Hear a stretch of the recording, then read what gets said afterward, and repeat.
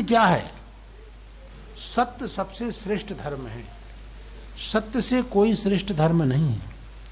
मनु महाराज ने जो धर्म के 10 लक्षण बताए हैं, उन 10 लक्षणों में भी सत्य की गणना होती है।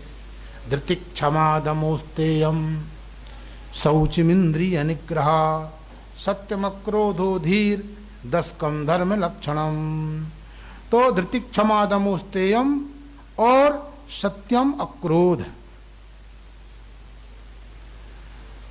और महाराज कहते हैं कि सत्य की क्या महिमा है? कहा 100 कुआं खोदने का जो पुण्य प्राप्त होता है वो एक तालाब के बनाने से मिल जाता। 100 कुआं आप खोदेंगे, एक तालाब बना दीजिए। तालाब का क्या लाभ है कि कुआं में तो केवल बाल्टी से ही पानी मिलेगा, पर तालाब में तो सीधे पानी मिल जाएगा। और कुआं में पानी तो बौद्धिक व्यक्ति को मिलेगा, मनुष्य को ही मिलेगा। और आप समझ लीजिए, जिनकी बुद्धि प्रधान नहीं है, जिनका शरीर प्रधान है, बल प्रधान लोग हैं, ऐसे पशु पक्षी भी तालाब से पानी पी लेते हैं। तो 100 कुआं खोदने की अपेक्षा एक तालाब खोद दीजिए तो 100 कुआं खोदने का पुण्य मिल जाएगा। और महाराज 100 तालाब खोदने का जो पुण्य प्राप्त होता है, वह पुण्य जो है आपको एक यज्ञ करने से प्राप्त हो जाएगा।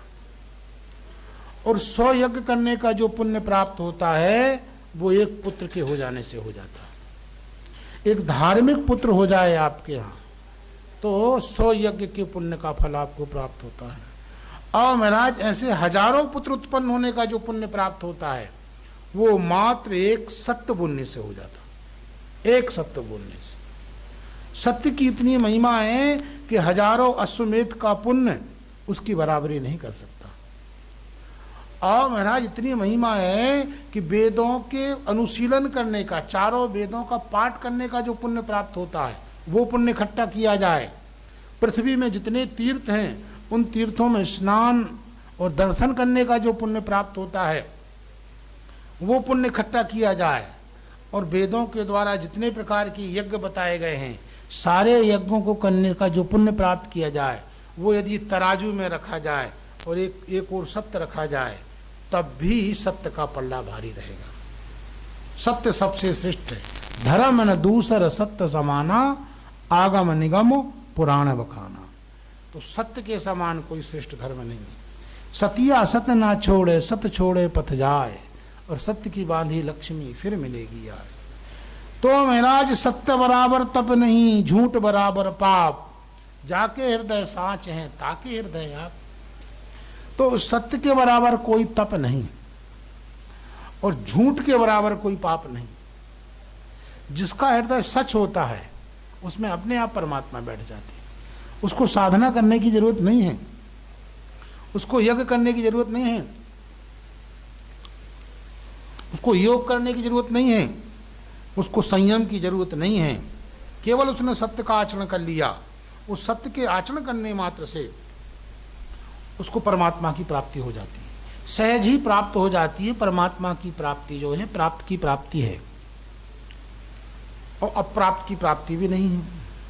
परमात्मा तो पहले से ही प्राप्त है। हमको अभिज्ञान हो गया है, हम पहचान नहीं पा रहे हैं परमात्मा को। तो महाराज वो सत्य जो है, सत्य का मतलब ये है कि इतना श्रेष्ठ धर्म है, वो वाणी में सत्य होना चाहिए। तो सत्य की कैसे पहचान हो, सत्य को कैसे जाने? कहा सत्य का मतलब लखाना। सत्य की पहचान 2 प्रकार से हो सकती है। परब्रह्म परमात्मा का लक्षण करते हुए लिखा है कि परमात्मा का एक स्वरूप लक्षण है और एक तटस्थ लक्षण है। भगवान को कैसे जानोगे? कहा 2 प्रकार से जान सकते हो। एक तो स्वरूप से परमात्मा को जान सकते हो। स्वरूप क्या है? सत्यम ज्ञानम अनंतम ब्रह्म। तो सत्यम ज्ञानम अनंतम